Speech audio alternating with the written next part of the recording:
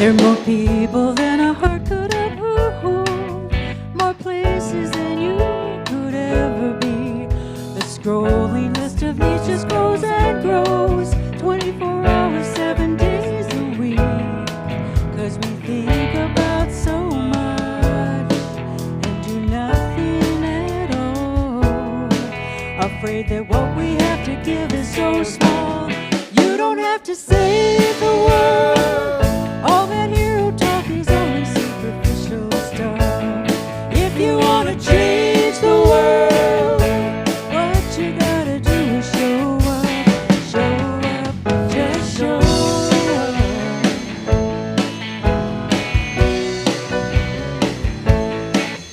So used to an immediate response, so used to giving up when things don't work. Shortcuts make it easier, 'cause the journey is so long, but the difference is made by the million small steps along the way. You don't have to save the world. All that hero stuff is only superficial stuff. If you want to change the world, what you gotta do is show up, just show up.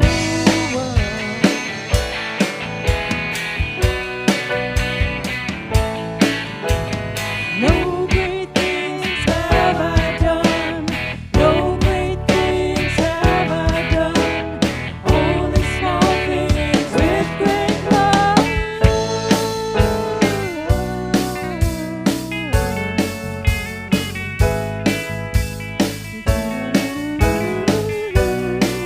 And love makes a world of difference. You don't have to save it.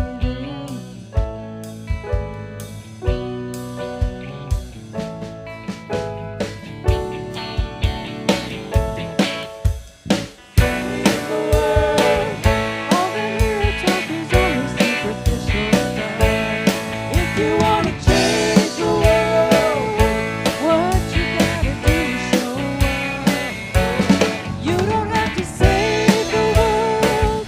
All that hero talk is only superficial stuff. If you want to change the world, what you gotta do is show up, just show up.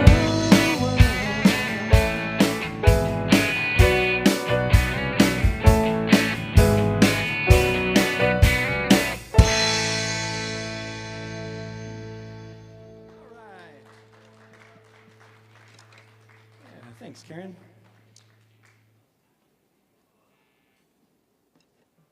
Well, it feels like a lot of things are being done in the name of something these days, in order or love or God, and I've always loved this song to kind of wonder at that together and wonder at what we're trusting and what we're curious about and all that.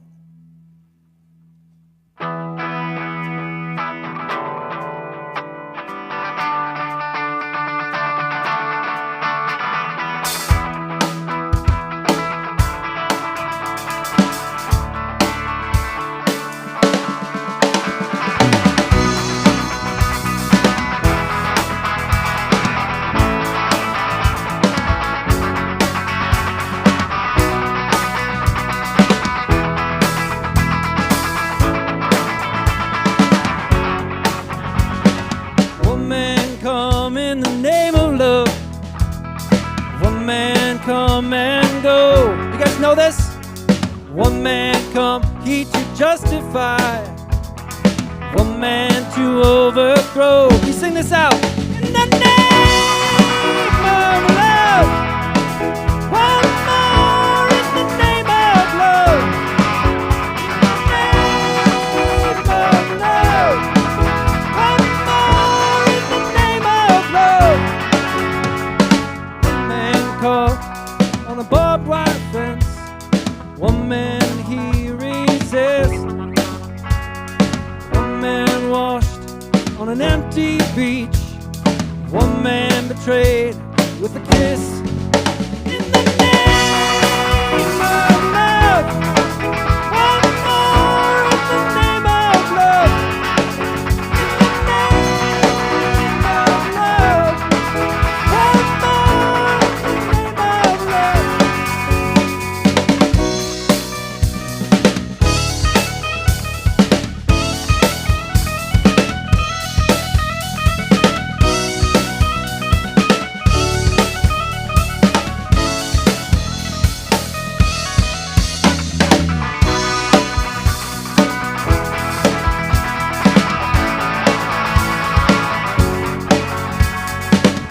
Early morning, April 4. Shot rings out in the Memphis sky. Free at last, they took your life, but they could not take your pride. In the name of love, one more in the name of love. In the name of love, one more in the name of love. Of love, one more in the name of love. In the name of love, one more in the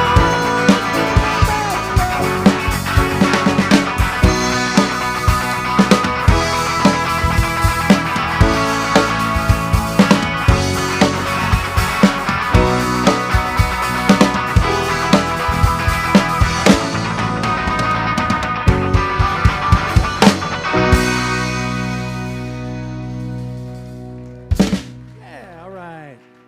Thanks. Go ahead and have a seat, if you would, please.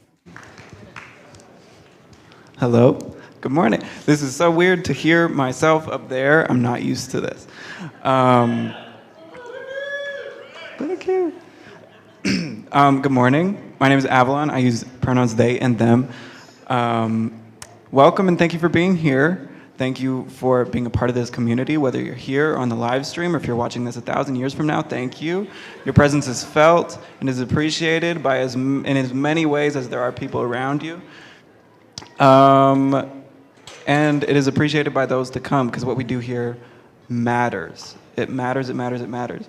I don't know how you got here. Maybe you had to drag yourself out of bed.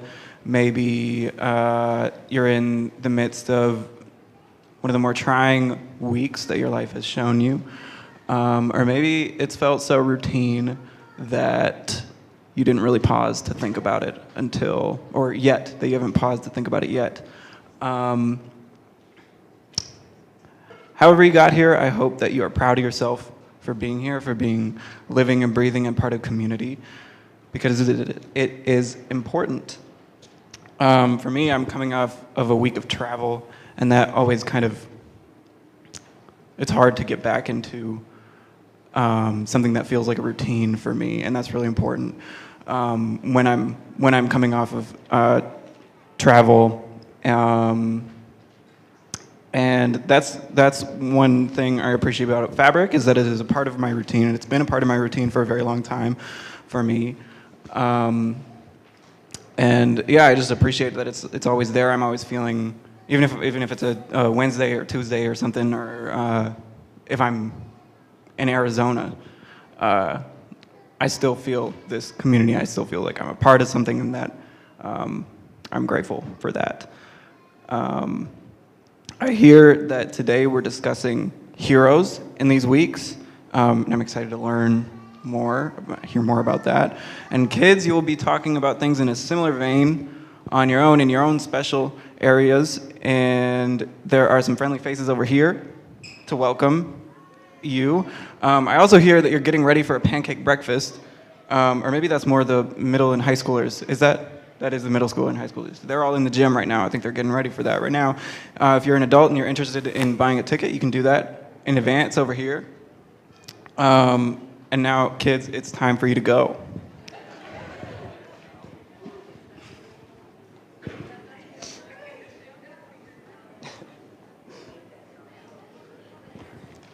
Adults, we're very casual. If you need to get up, get coffee, go to the bathroom, we got coffee, tea over here. There's bathrooms over there. There's gender non-specific restrooms if you follow a sign.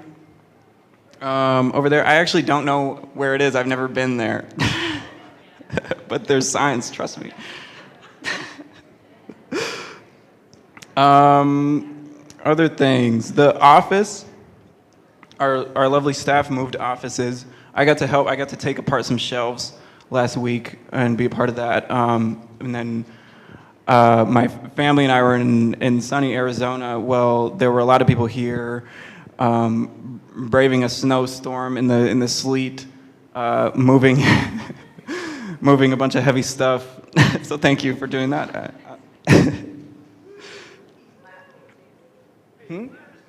I am. The new office. Oh yeah. That's important too. There is the address of the new office is in your Sunday paper on the bottom left. And if you are somebody who is an auto giver, that's important that you update your address for that to be accurate. Yeah, Sunday papers. I hope you grabbed one. If you didn't, Ashe over here will help you with that. There's some information about the finances of Fabric, as well as a communication card that you can fill out if you have anything that you feel like you want to share. Yeah. It's time to turn to your neighbor or anyone and say hello. Do it now. Say hello. I have a prompt for you too. If there's share about your favorite spring thing, something that is quintessentially spring to you, something that you see it, and you're like, yeah, it's spring. For me, it's the crocus in my parents' front yard when I see those coming up. Cool. Thank you for being here.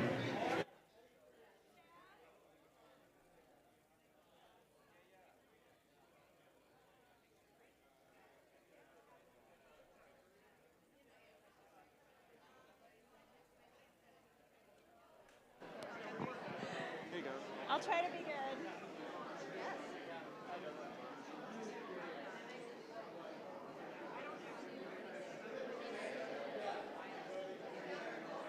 Hello. Hi, live streamers. I am getting nods and winks from the tech table who makes this possible, so thanks to them. And thanks to you for connecting this way. As Av said, it does matter. And we're just glad that you can do that this morning. Happy spring. I'm not sure where you are geographically, but the calendar is turning to a new season. So, hey, thanks for the welcome, Av. Av asked us to talk about our favorite signs of spring. Mine, I think, is also looking at the new plants coming up. So we've got crocus coming up, and I'm hoping they don't freeze this week. So if you want to put in the chat where you are and what you're noticing with these seasons changing, that would be kind of fun to read and to connect around. I think you have to be logged in to YouTube or Google to do that. Another way to share is on our communication card that's online under fabricmpls.com/contact. You can let us know where you're listening from, watching from, and how you're doing. We'd love to hear from you. Thank you for connecting with Fabric and being Fabric where you are, weaving life deeply with yourself and others and with this divine strand. Yeah. Hi. Hey, Ian, I think Ian's up next. Hi, online people. Good to see you.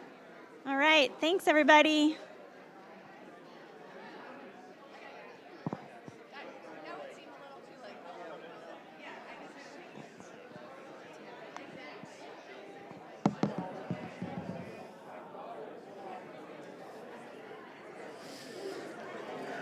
Good morning, everybody.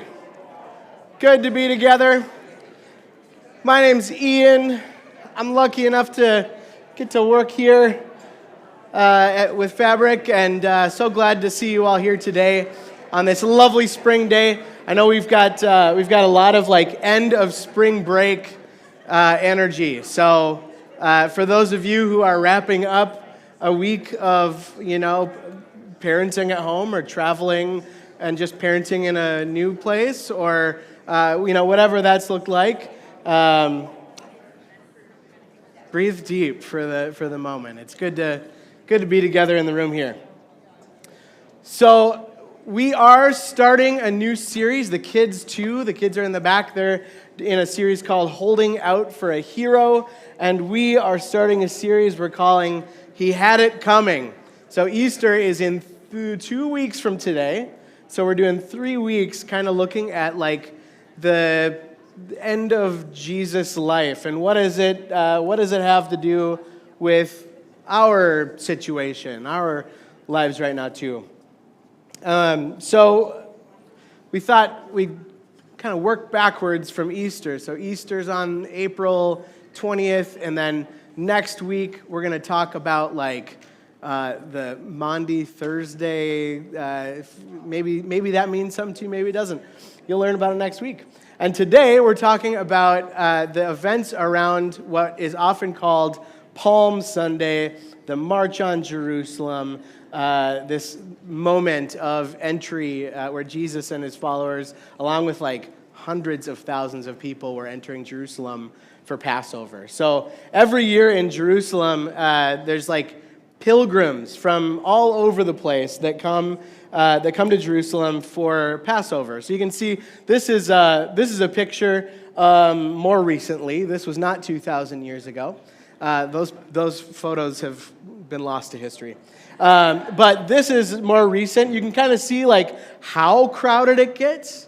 At the time of Jesus, it was like a city of maybe 50,000 people.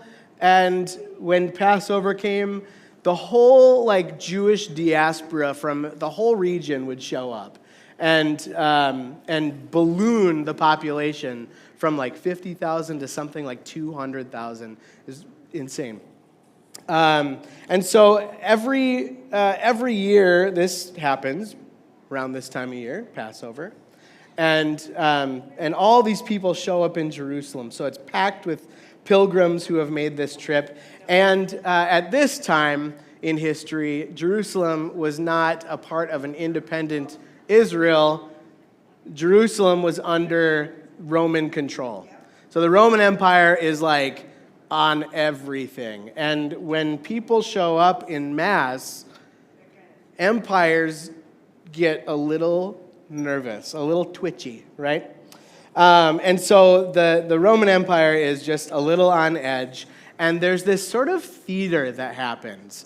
Anytime that people gather, there's kind of theater that happens. So at this point in history, the Roman Empire would make a big show of having its sort of regional governor, whose name was Pontius Pilate. He would come on his horse with all the troops from where he lived on the shore, at the seashore, and he would come in a big, like, military theatrical parade, right? So there's the clanking of armor and weaponry and the marching of soldiers, and he would show up, and in part it was to be present for the festival, but really it was the empire's show of force to say, you're all here, you're welcome as long as you stay in line. Don't do anything dumb, because we will crush you, right? That's basically what's happening. But at the other side, so that's coming in, this parade's coming in on one side of the city. There's a big gate, and this parade's coming through, military might. On the other side of the city is another moment this year where Jesus and his disciples, they've been like on a tour of healing and teaching and like talking about what Jesus called the kingdom of God being ushered in, and what we often call at Fabric the big vision of love, God's big vision of love. So lots of teaching and healing and kind of theater of its own, right? And it's not just Jesus and his 12 followers. There are like hundreds, thousands of people who have now encountered him, listened to him, been inspired by him, and maybe even are starting to kind of idolize him a little bit. And so they are coming into the city, and Jesus is he's riding on a donkey on the other side of the city. So Pontius Pilate and the military is coming in one side, and on the other side is Jesus and all these like pilgrimy, scrappy followers of his coming into the city. And they're like waving palm branches, and they're throwing their cloaks on the ground, and it's this like big thing. They have high hopes for what's about to happen with Jesus, celebrating his entry. So just want to pause and think for a moment in the point of history that we're in the kind of reality that we're living in. Think about, who are the heroes that you most wish for? Who would you want to join a parade for, marching into the sort of the halls of power in our community or in our nation?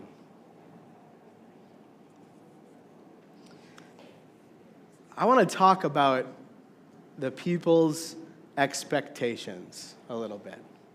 Like, what was actually happening? Why were all these people actually celebrating? Like, during this time, with the Roman Empire and occupation as it was, people were feeling pinched. They were feeling crushed.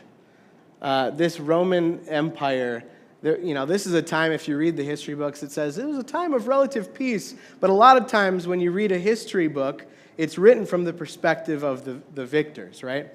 And when you read like it's a time of peace, that probably oftentimes means that somebody's being controlled, right? Any opposition is being controlled. And in this case, the Jewish people, the peasants, the non-rich elite people are under constant threat of being entirely wiped out. So there is this incredible longing for liberation among the poor, among the normal people like us, right?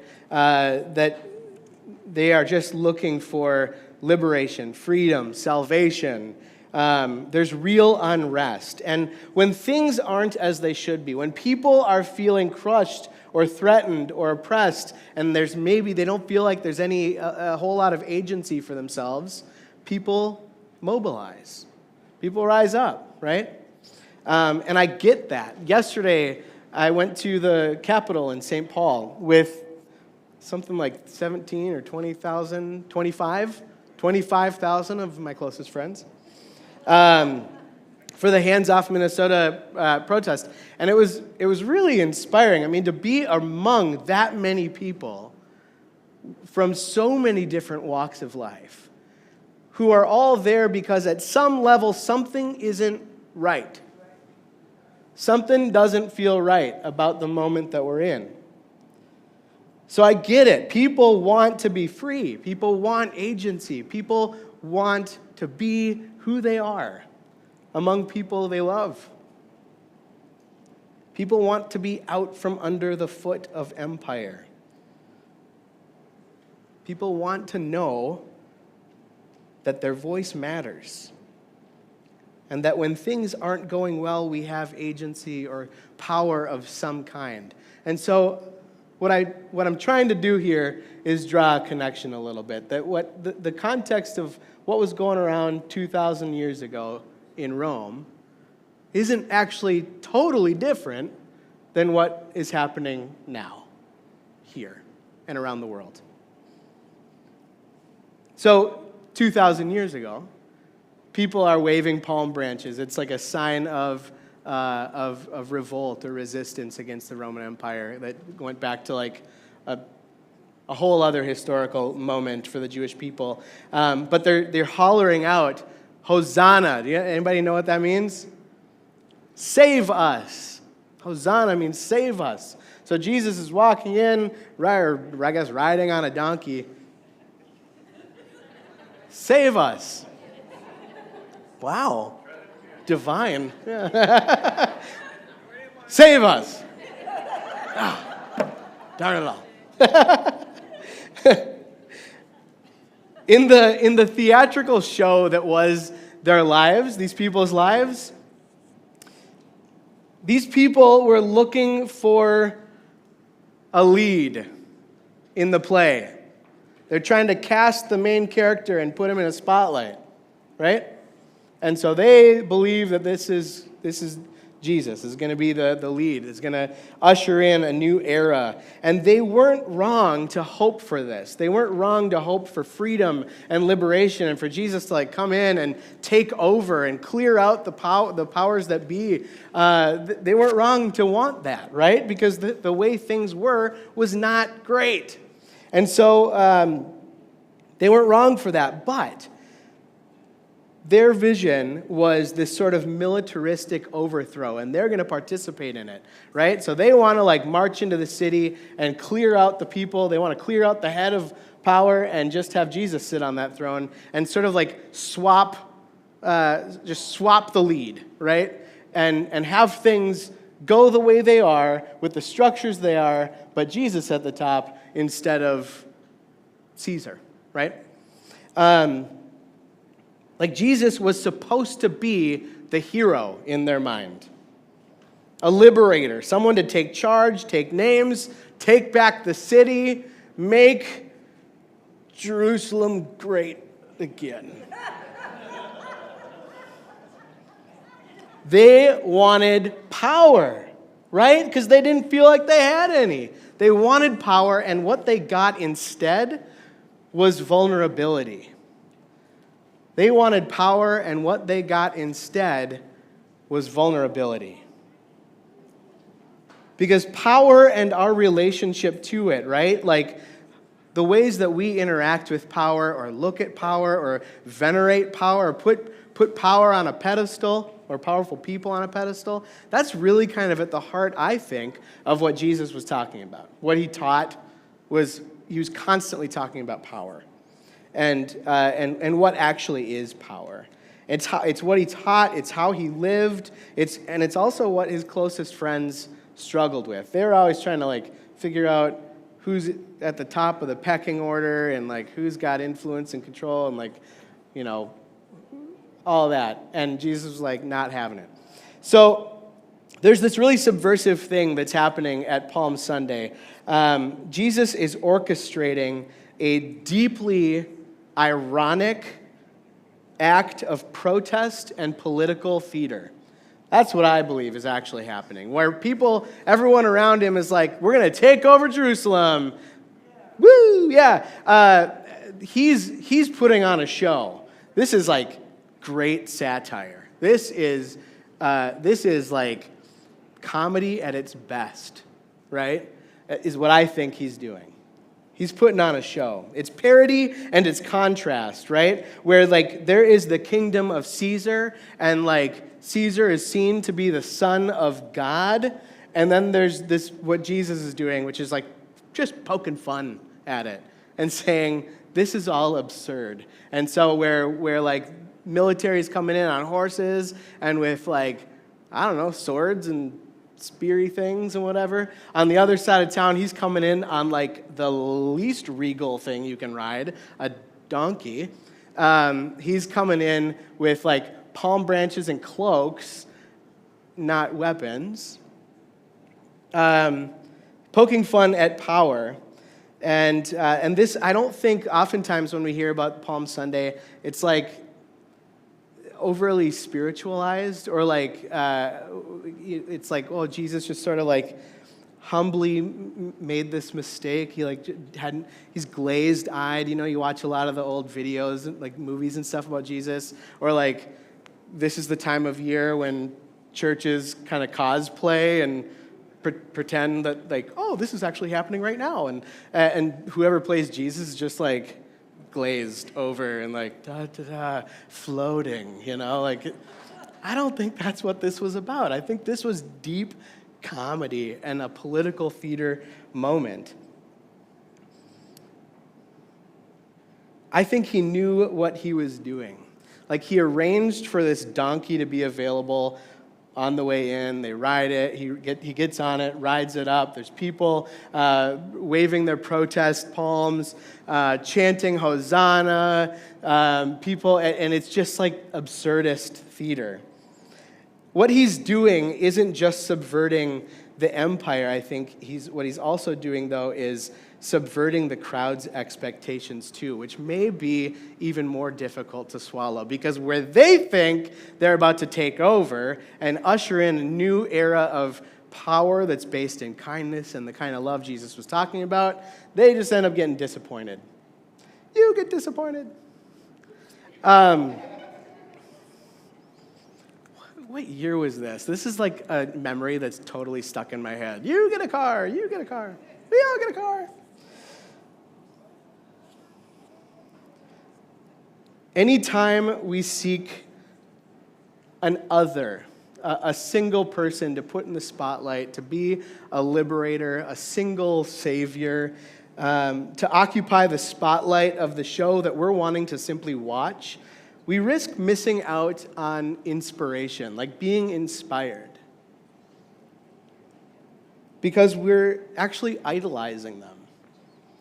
And I think when we do this, we actually don't get to participate in the thing. When we idolize somebody and we expect them to do our work for us. Jesus, in this moment on Palm Sunday, didn't end up meeting people's expectations. The people that were following him into the city, their expectation was not met. Like, he marched into the city, and he did like overthrow tables. He upended sort of there were people that were selling things, like trying to like essentially tax the poor in the temple, and he overthrew that, like all these economic structures that were hurting people. He did that, but then he sort of doubles down on just teaching love and being like challenging power, and he's not doing the thing that they thought he was going to do, and it's disappointing people, right? So their expectations are not met, and I don't think Jesus will meet any expectation of them then or of anybody now when those expectations of who he is and what he does, or what we want him to do, is based on empire. It was based on holding centralized power. No politician or religion or spirituality or relationship or job or material possession will meet our expectations when our expectations are shaped by empire and by power and by resource hoarding. They just never will. And so in this moment, what I think happens is there's people who are disappointed and are starting to look at him and go, whatever happens to this guy, he's got it coming. Because he's not taking out the threat. When you refuse to play the game of power, the game tries to crush you. I think that's still true today. Instead of playing the game of power and taking over the halls of power, Jesus stuck to the beauty of what he taught. That it takes people standing up for the dignity of people that will save not just us, but all of us, right? It's that idea that we all do better when we all do better, right? This subversion wasn't safe. This subversive act, this political theater, was not a safe move. It was threatening to the empire, yes. You know, they were worried that all these people were going to get mobilized and actually overthrow or cause a lot of damage or whatever. But it was also dangerous. It was threatening for the people who had staked their hopes on a different kind of revolution, where you just take the head of power out and plug somebody else in, right? This is a threat to them. And disappointing people who have this high expectation of you can be dangerous, right? It can be super, super dangerous. When they want a hero and he refused to be one. A lot of people thought that they were in the audience of this play, waiting for Jesus to take the stage and be in the spotlight, but it turns out that's not what Jesus was about. And I think this is where we can draw some wisdom too, because it turns out the spotlight is actually on us. Oh, there's that moment. And not everybody feels great about being in the spotlight. You're all squinting. Yeah, John, not a fan. Not everybody feels great about being in the spotlight. When this theatrical stunt is pulled off entering Jerusalem, I'm not sure everybody understood what was going on. I don't know that everyone understood that this was satire, that this was poking holes at power in order to say, you're not quite as great as you think you are, right? I think they thought they were going to take over. I'm not sure everyone understood the subversive nature of what happened and about their outsized expectations that were being met with a sort of smallness that Jesus met the expectations with.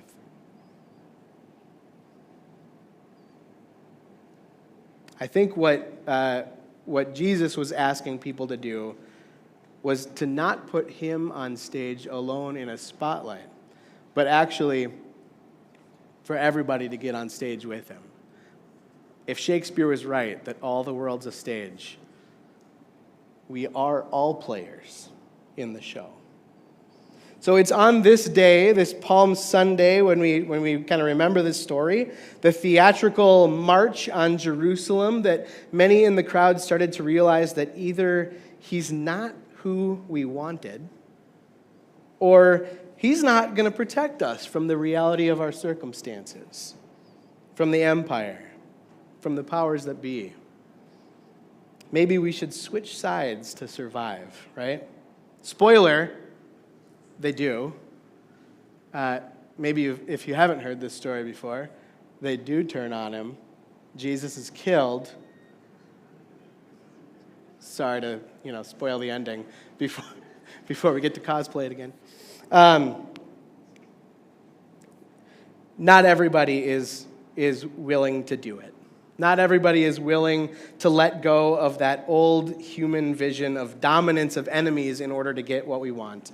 Not everyone is willing to be in the spotlight, arms linked, right-sizing the importance of the powerful for the sake of everybody else, of all that is. Shoot, once it became official, like Christianity, like the Jesus movement, became the official religion of Rome in like 382 AD, whatever, 1700-ish years ago. The Western church has been struggling with figuring this out ever since, right?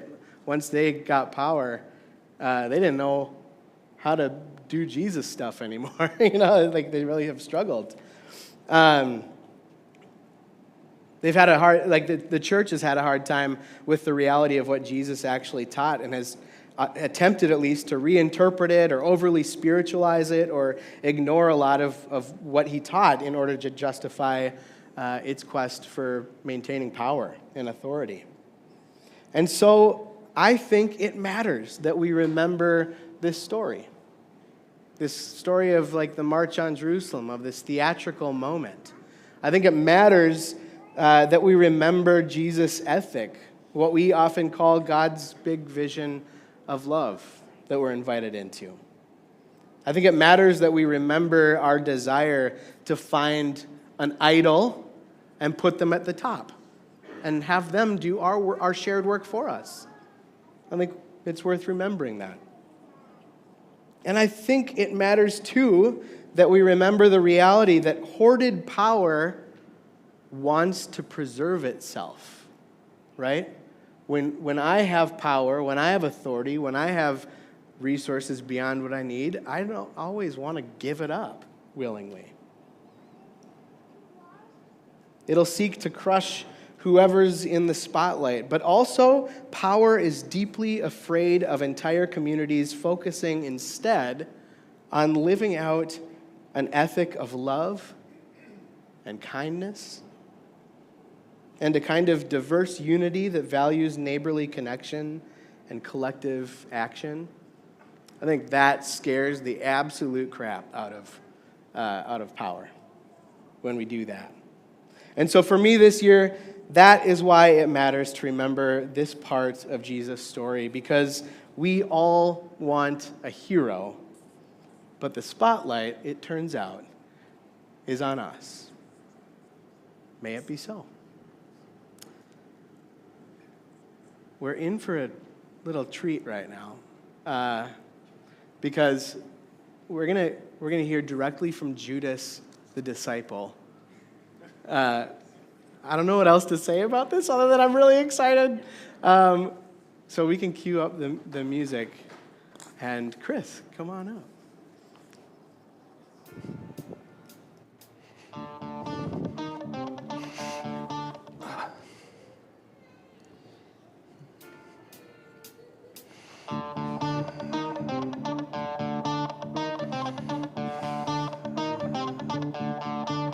My mind is clearer now. At last, all too well, I can see where we all soon will be. If you strip away the myth from the man, you will see where we all soon will be. Jesus, you've started to believe the things they say of you. You really do believe this talk of God is true. And all the good you've done will soon get stripped away. You've begun to matter more than the things you say.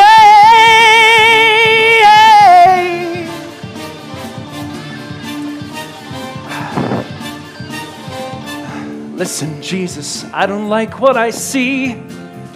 All I ask is that you listen to me. And remember, I've been your right-hand man all along. But you have set them all on fire. They think they've found the new Messiah. And they'll hurt you when they find they're wrong. I remember when this whole thing began, no talk of God, then we called you a man. And believe me, my admiration for you hasn't died. But every word you say today gets twisted round some other way. And they'll hurt you if they think you've lied. Nazareth, your famous son, should have stayed a great unknown. Like his father carving wood, he'd have made good. Tables, chairs, and oaken chests would have suited Jesus best. He'd have caused nobody harm, no one alarm. Listen, Jesus, do you care for your race? Don't you see we must keep in our place? We are occupied. Have you forgotten how put down we are? Oh, but we are getting much too loud, and they'll crush us if we go too far. If we go too far.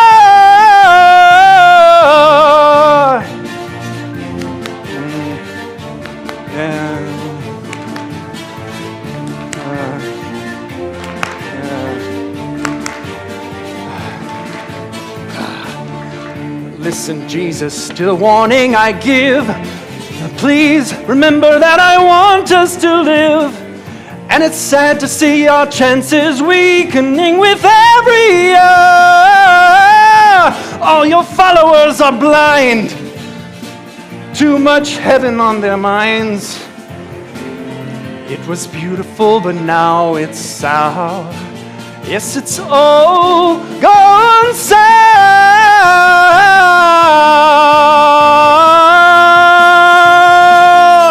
Oh, listen to me, Jesus, to the warning I give. Please remember, I want us to live. So come on, come on, come on, come on, come on, Jesus. He won't listen to me. Oh.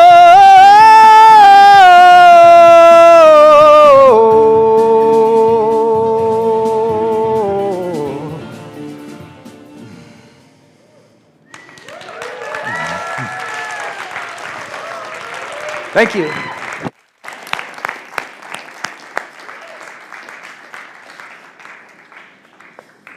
That That was so sweet. Oh my gosh. Oh, love it. Clearly, in these moments, right, expectations that aren't met, even Jesus' own disciple abandoned or betrayed him. At this time, if you haven't already had a moment to fill out your communication card, I would invite you to do that. We're going to pass the offering baskets along. You can pop your communication card in there. Here you go. And we're really grateful that we get to be a kind of community that is financially sustainable and supported by our regulars. And so I'm grateful for your gifts, your generosity. We are going to be starting officially this next week. We're going to be kicking off the Spring Giving Challenge. So keep your eyes on your inbox for that, and we'll learn about some of those goals for fundraising for our shared work together. So with that, I think once those are passed, once the baskets are passed, you can bring them up to the candles up here, and we'll continue on with some music.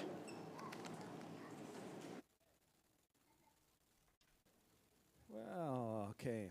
Different vibe. Thanks for letting me do weird things around here. I appreciate it. It's like the one song I've longed to sing for a crowd since I was like a teenager.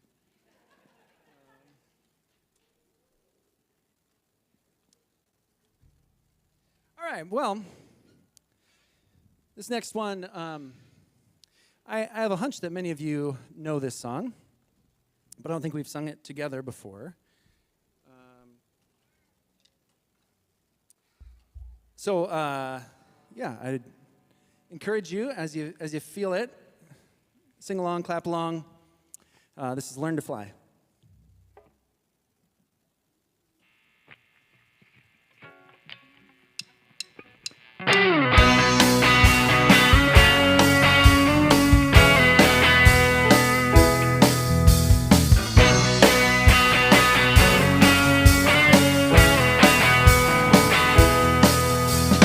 Run and tell all of the angels this could take all night. Think I need a devil to help me get things right. Cook me up a new revolution, 'cause this one is a lie. We sat around laughing and watching the last one die. I'm looking for a God to save me, looking for a sign of life, looking for something to help me get down right. I'm looking for a complication, looking 'cause I'm tired of trying. Make my way back home and I learn to fly.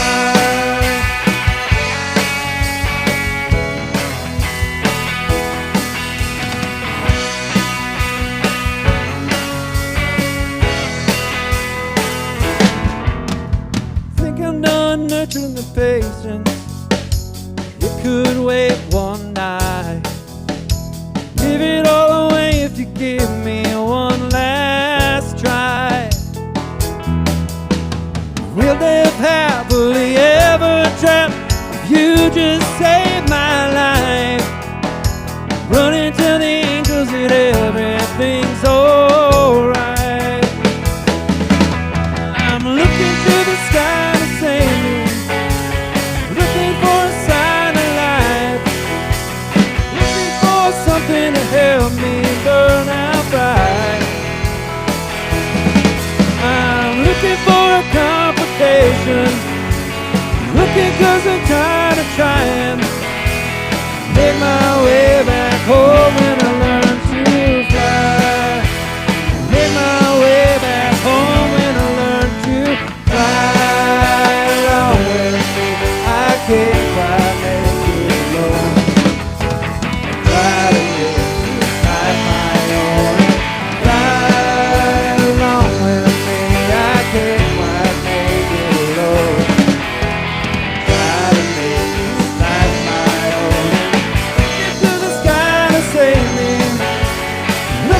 'cause I'm trying to life. Looking for something to help me burn out bright. I'm looking for a complication. Looking for a start of writing. Make my way back home and I learn to. Looking through the sky to save me. Looking 'cause I'm trying to life. Looking for something to help me burn out bright. I'm looking for a complication. I'm looking 'cause I'm trying. Make my way back home and I learn to fly. Make my way back home and I learn to fly. Make my way back home and I learn to.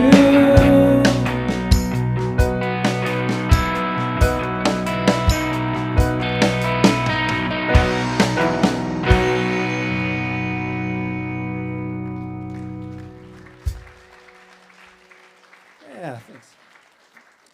All right, would you stand up, please? Sing one more together.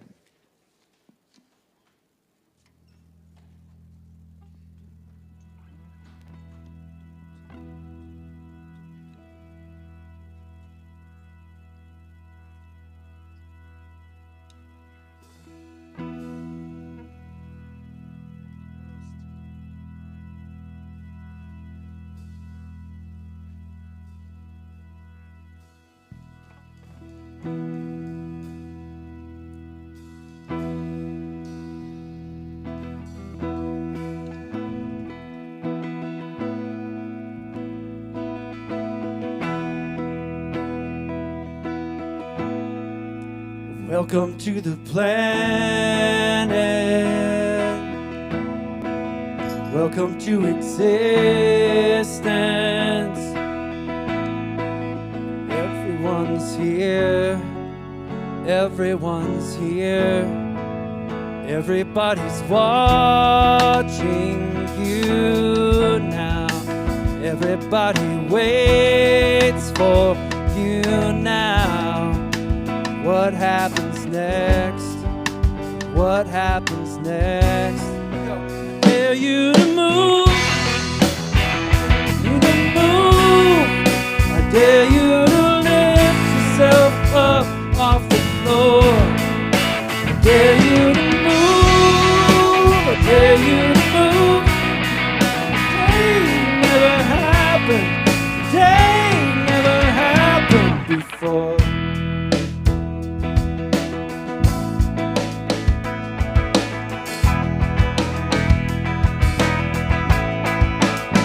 To the fallout. Welcome to resistance. The tension is here.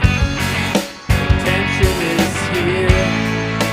Between who you are and who you could be. Between how it is and how it should be. Yeah, I dare you to move. I dare you to move. I dare you to lift yourself up off the floor. I dare you to move. I dare you to move. Like today never happened. Today never happened. Maybe redemption is stories to tell. Maybe forgiveness is right where you fell. Where can you run to escape from yourself? Where you gonna go? Where you gonna go? Salvation is here.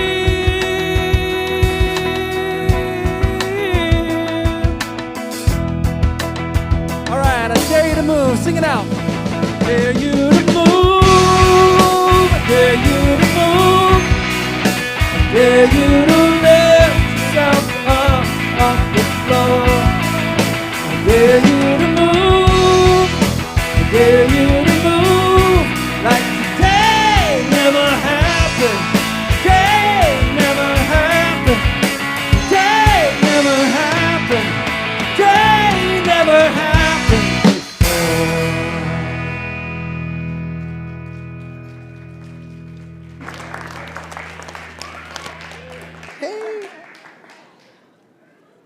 Thank you. All right, as we prepare to depart into the world, just want to let you know that next week, a week from today, 4:30 to 6 p.m., we're going to have a What's Up with Fabric gathering. So it'll be at Wild Mind Ales. And we are going to be just chatting about, we're going to learn a little bit about the Spring Giving Challenge, which is officially kicking off. I'm excited to tell you in more detail about this grant that we received from the SoCo Legacy Fund for a marketing campaign throughout the summer and into the fall. I want your input on that, especially around like, how do we prepare for more different people, new people, stepping up our welcome. So that will be a really good time to get together. They have beverages for sale. There's a food truck, so please come to that 4:30 to 6 o'clock next week at Wild Mind. And with that, thanks for being Fabric. Let's go out in the world and have a great week, everybody. Yeah. Kindness and the patience, it could wait one night. Give it all away if you give me